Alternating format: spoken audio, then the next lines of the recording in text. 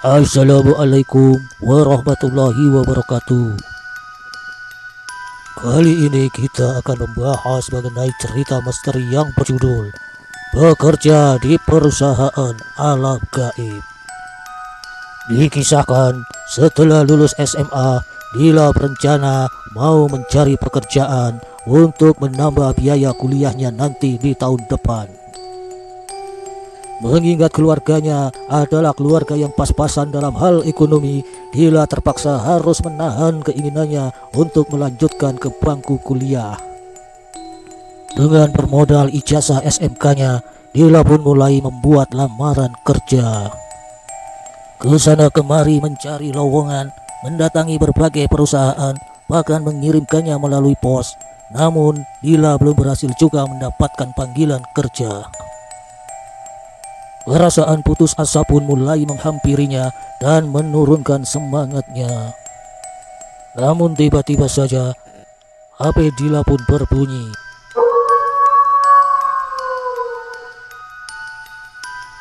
"Halo, dari siapa ya?" tanya Dila. Apakah ini saudari Dila? "Iya benar. Ini dengan siapa ya?" Perkenalkan, saya Bu Sherly. Apakah Anda mengirimkan lamaran pekerjaan ke perusahaan kami? "Iya benar Bu, saya mengirimkan lamaran kerja." Kalau begitu, selamat bergabung di perusahaan kami. Anda kami terima. Dila terkejut, tak menyangka ada perusahaan yang menerima lamaran pekerjaannya. "Oh iya Bu, maaf, ini dari perusahaan apa ya?" tanya Dila. Kami adalah perusahaan farmasi terbesar di Jawa Barat. Mulai besok, saudara Dila sudah bisa bekerja. Kami tunggu di kantor besok pagi. Jika saudari Dila tidak tahu ruangan saya, langsung saja tanyakan kepada security yang ada di depan. Kami tunggu kedatangan saudari besok pagi. Selamat malam. Ucap suara di seberang mengakhiri percakapan telepon. Dila sangat senang sekali.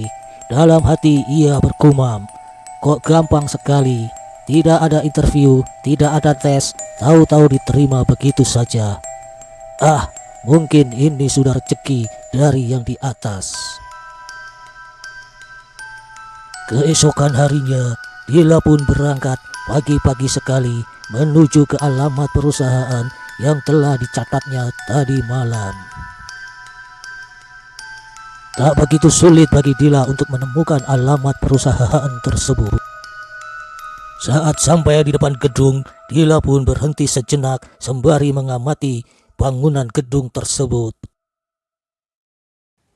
Barangkali inilah perusahaan tersebut.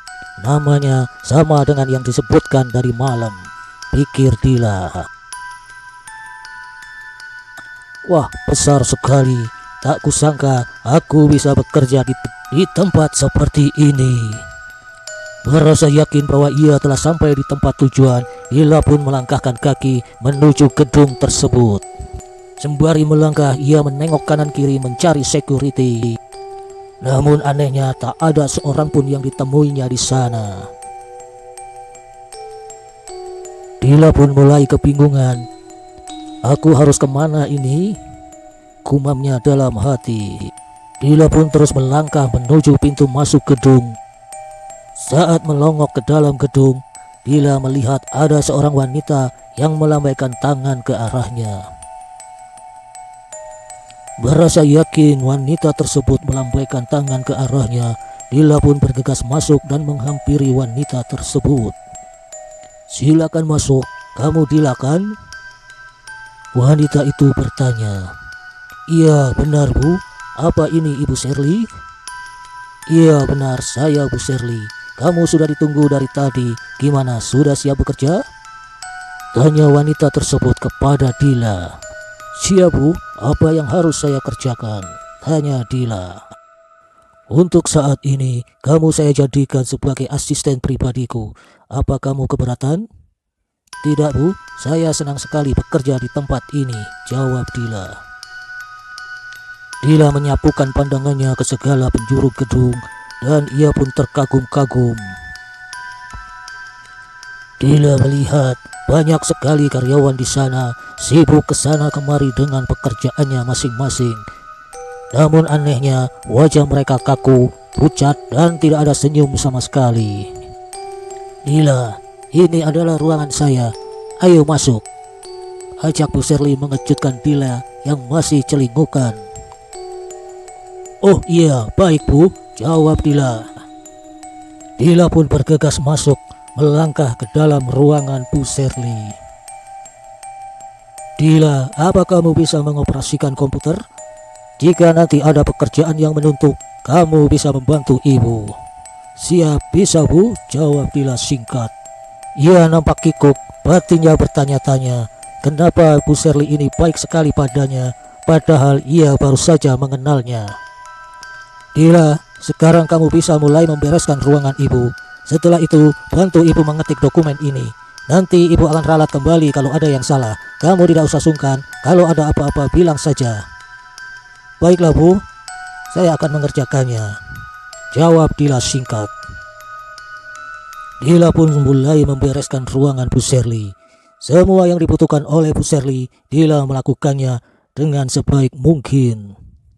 Hari pertama memulai pekerjaannya, Dila sangat senang sekali karena Bu Shirley sangat baik kepadanya. Dila, sebentar lagi waktunya pulang kerja. Tolong kamu antar dokumen ini ke suami saya, ucap Bu Shirley sembari menyerahkan map kertas berisi dokumen kepada Dila.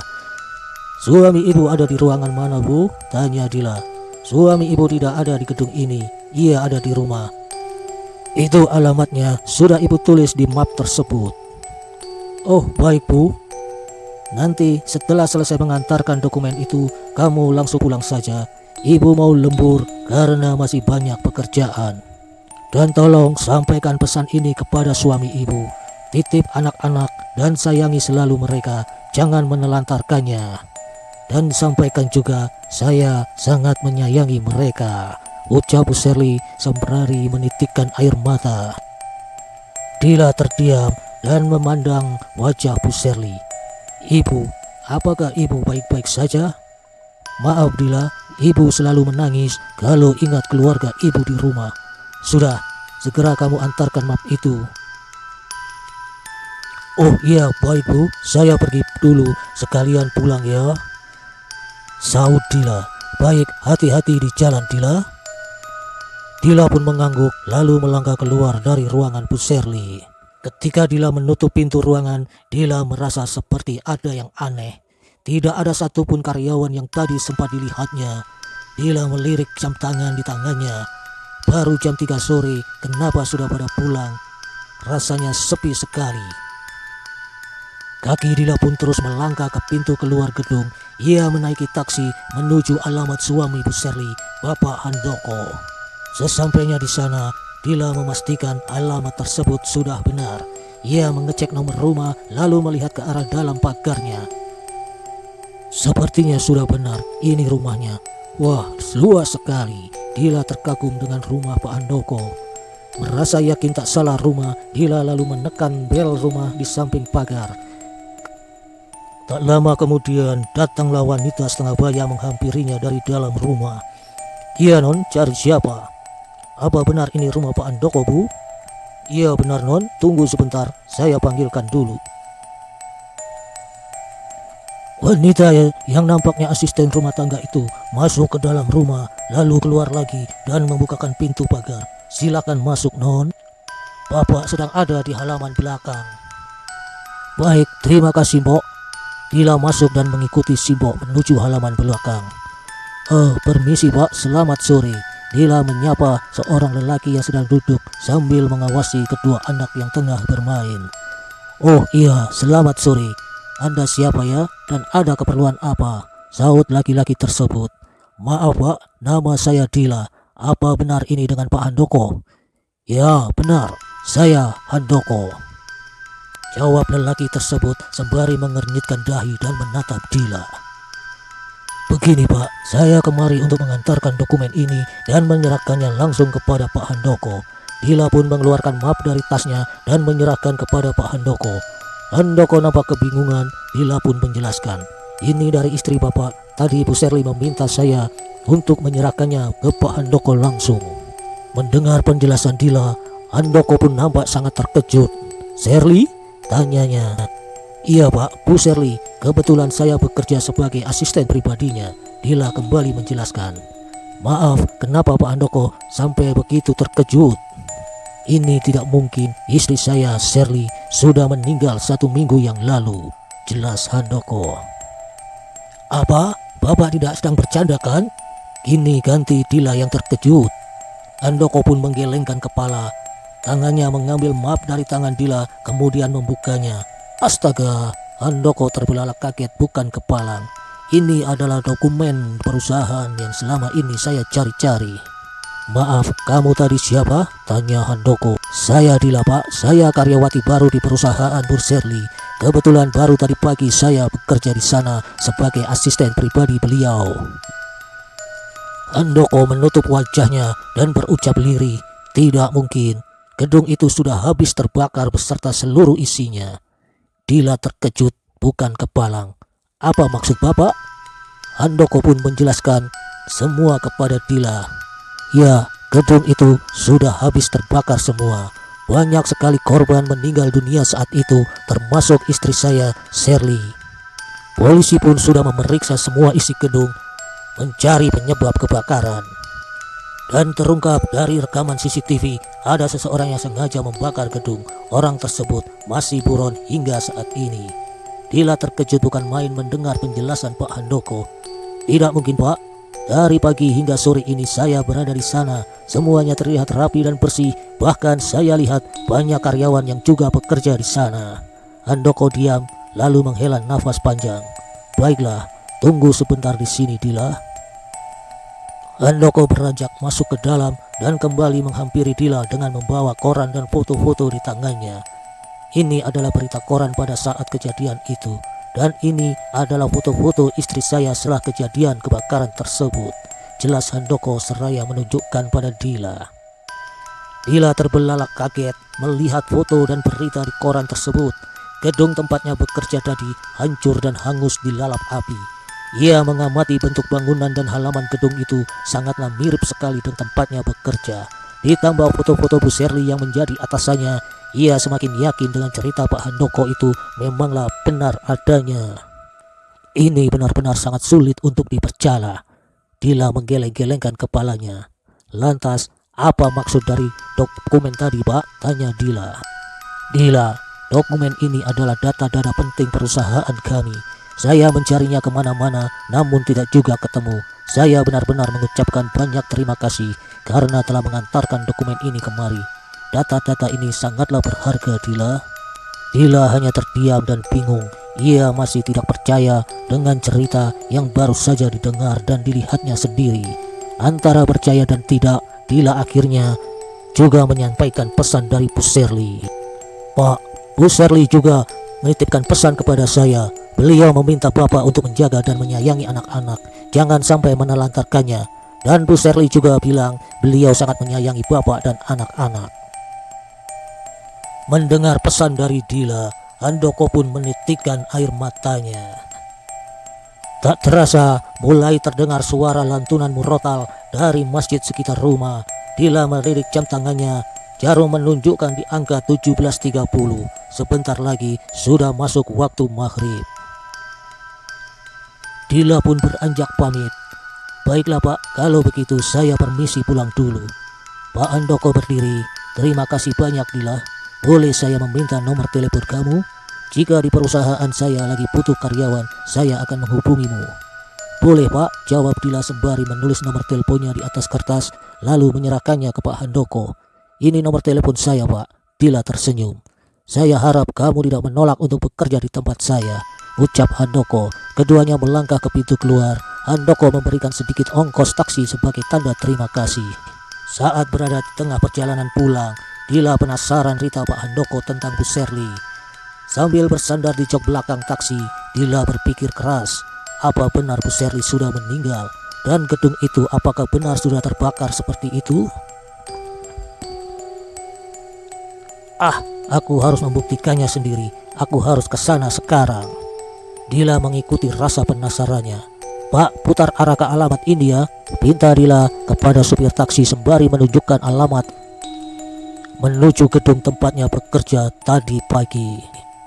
Supir taksi tersebut melirik ke arah alamat yang disodorkan Dila dan menganggukkan kepala. Baik, Pak. Setelah sampai di alamat, Dila turun dan membayar ongkos taksi. Taksi pun pergi dan meninggalkan Dila sendirian. Dila melangkah dan menyapukan pandangan matanya mencari gedung tempatnya bekerja tadi pagi. Tak sulit untuk menemukannya. Dila pun langsung kaget, bukan main, melihat tempatnya bekerja ternyata memang sudah hancur dan hangus bekas terbakar. Karena masih penasaran, Dila memberanikan diri untuk masuk ke dalamnya meski kondisi gedung sudah gelap gulita. Ketika tiba di depan pintu gedung, Dila pun mencoba untuk membukanya. Meski terasa agak berat dan macet, tangan Dila terus mendorong pintu itu dengan sekuat tenaga. Dan ketika telah terbuka, Dila menyalakan lampu senter di HP-nya, lalu mengarahkan sinarnya ke dalam area gedung. Dila sangat terkejut. Astaga, kenapa semuanya kosong? Ini sangat berbeda sekali dengan kondisi tadi pagi. Cerita Pak Handoko ternyata benar adanya. Lantas, karyawan-karyawan yang tadi kulihat itu siapa? Dan Bu Sherly kemana beliau? Atau jangan-jangan... Dila tak berani membayangkan pikirannya lebih jauh. Saat pikirannya melayang-layang dalam tanya, secara tak sengaja lampu senter di tangan Dila menerangi seorang wanita berbaju putih, rambutnya panjang terurai. Ia tengah duduk di sudut ruangan membelakangi Dila. Sedikit terkejut, Dila pun memberanikan diri untuk bertanya kepada wanita itu. Maaf permisi, apakah Anda Bu Sherly? Benar Dila, aku Bu Sherly, jawab wanita tersebut tanpa menoleh. Wanita itu melanjutkan, pergilah Dila, ini bukan tempatmu. Terima kasih sudah membantuku. Suamiku akan memberikan pekerjaan yang layak untukmu. Dila pun menjawab, bukannya saya masih bekerja untuk Bu Sherly, saya sangat senang sekali. Lalu, apakah kamu tidak melihat Dila? Gedung ini telah hangus terbakar, sahut Sherly sembari perlahan menolehkan wajahnya ke arah Dila. Dila pun terkejut bukan kepalang. Wajah Bu Sherly ternyata telah hancur terbakar. Dila melangkah mundur. Pergilah Dila, ini bukan tempatmu. Setelah itu wanita berbaju putih itu pun menghilang. Dila ketakutan, ia berlari keluar dari gedung tersebut. Saat terlihat taksi melintas, ia cepat-cepat memanggilnya. Ia meminta supir taksi untuk mengantarnya pulang. Ketika berada di dalam, nafas Dila masih tersengal-sengal. Ia mengambil botol minum di tasnya, kemudian meminumnya. Astagfirullahaladzim, astagfirullahaladzim. Berulang kali Dila mengucapkan istighfar. Ia benar-benar shock dan masih tak percaya dengan kejadian yang baru saja dialaminya. Sulit dipercaya dan benar-benar tak masuk di akal. Semenjak kejadian itu, Dila mendapatkan pekerjaan dari tempat Pak Handoko. Ia ditempatkan pada posisi yang cukup layak. Dila pun mulai melanjutkan kuliah dengan biaya dari perusahaan. Demikianlah Sobat Misteri Tube, kisah seram yang tak akan pernah terlupakan bagi Dila. Jika Anda menyukai video ini, jangan lupa klik tombol subscribe untuk mendapatkan kisah misteri terbaru lainnya. Assalamualaikum warahmatullahi wabarakatuh. Salam misteri.